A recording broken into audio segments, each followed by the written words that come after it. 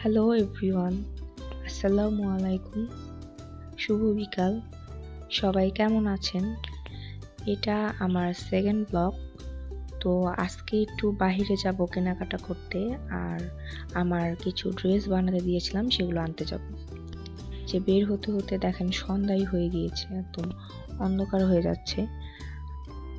এখানে আমার এক দাদুর বাসা আছে। দাদু খুবই অসুস্থ, তো তাকে আগে দেখতে যাব, তারপরে আমরা কেনাকাটা করব, দেন বাসায় চলে যাব। ফার্স্টে যাব হচ্ছে টেইলার্সের দোকানে, যে জামাগুলো বানাতে দিয়েছি সেগুলো আনতে, তারপরে যা টুকিটাকি কেনার আছে সেগুলো কিনতে যাব। আমরা গিয়েছিলাম 5টার দিকে, কিন্তু বাসায় ব্যাক করতে করতে প্রায় 6:30 বেজে গিয়েছিল। তারপরে বাসায় এসে আমরা চা খেলাম, তারপরে ভাবলাম যে কি কি কিনেছি সেগুলো আপনাদের সাথে একটু শেয়ার করি।